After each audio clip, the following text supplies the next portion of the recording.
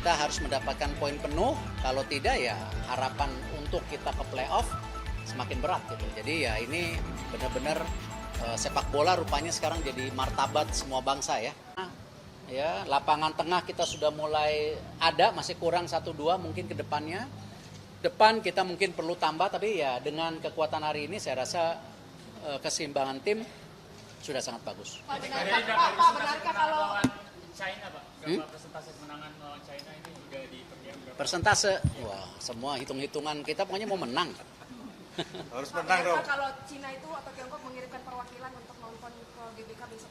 Ya, yang saya dapat info mereka sudah meminta resmi pemerintah Tiongkok mengirimkan perwakilan.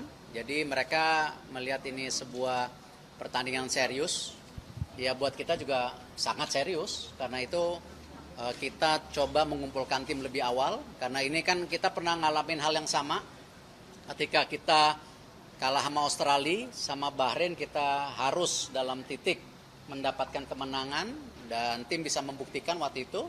Nah hari ini di titik yang sama juga kita harus mendapatkan poin penuh, kalau tidak ya harapan untuk kita ke playoff semakin berat gitu. Jadi ya ini benar-benar sepak bola rupanya sekarang jadi martabat semua bangsa ya.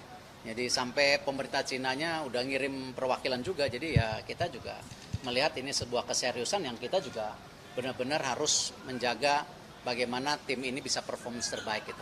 Ya, Pak, sedikit tentang kapten kita hari ini berulang tahun, Pak. Mungkin ada perayaan dari teman-teman. Oh, itu silakan tim aja. Pak Erik, terkait asisten pelatih lokal yang kemarin sempat di itu belum hadir, apakah gagal lolos masuk atau gimana Pak Erik? Ya masih seleksi sama kalau ditanya direktur teknik masih nyari, ya kan saya nggak mau bohong, ya kan. Ngapain juga kita buru-buru ternyata salah pilih orang. Ya, tapi kan kita sudah mulai bangun. Sekarang kepelatihan senior sudah ada, U23 sudah ada, U20 nanti diumumkan, 17 sudah ada.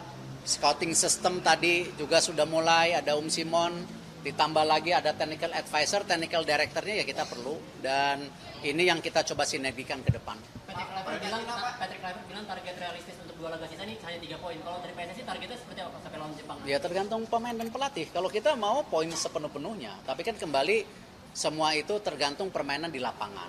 Ya, kita lihat ketika kita melawan Australia, ya walaupun jauh lah rankingnya, dia ranking berapa, kita ranking berapa, tapi kan itulah optimisme yang kita mau bangun di bangsa kita.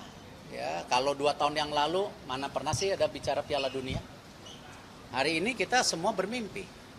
Ya, tidak salah bermimpi, tapi usaha dalam mengejar mimpi itu yang penting. Gitu.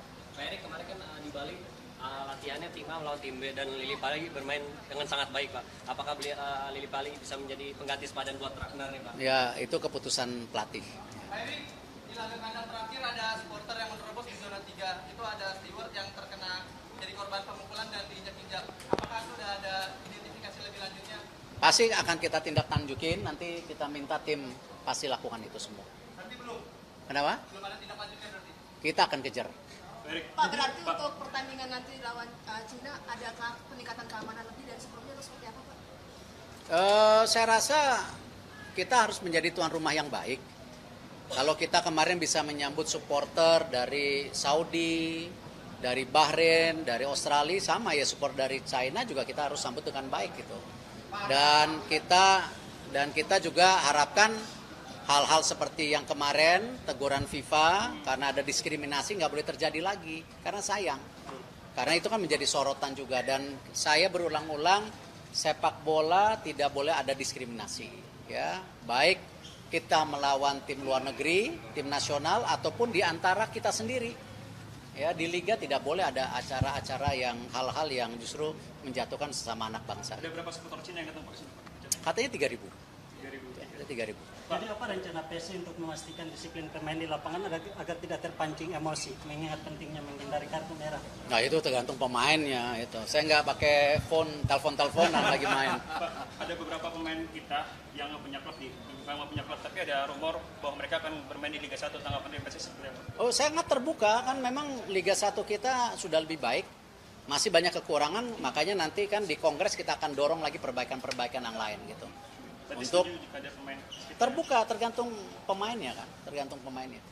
Pak Erik, ada tamu dari pemerintah Cina nggak Pak? Khusus Pak? Ada, tadi saya udah jawab. Ada.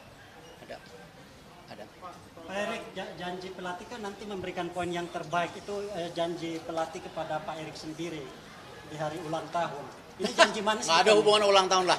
Itu kalau kemenangan itu buat bangsa bukan buat saya. Itu buat masyarakat kita yang selama ini kita sudah berjibaku mendukung tim nasional. Saya ngucapin terima kasih pemerintah, DPR, semua media juga. Ya, jadi ya kemenangan-kemenangan itu ya memang kita harapkan untuk kembali menggapai mimpi kita untuk lolos Piala Dunia. Artinya kita semua patut mengawal ini agar ini mungkin Ya kita harus kawal, sama juga yang saya selalu bilang, jangan juga kita sama-sama tadi dengan situasi-situasi yang krusial ini berapa hari ke depan, ya kita juga mengganggu ya konsentrasi mereka, itu yang kita harapkan. Pak, laporan dari PT Koliver ke Pak Erik terkait beberapa pemain baru seperti apa? Kayak PBK, Milipali.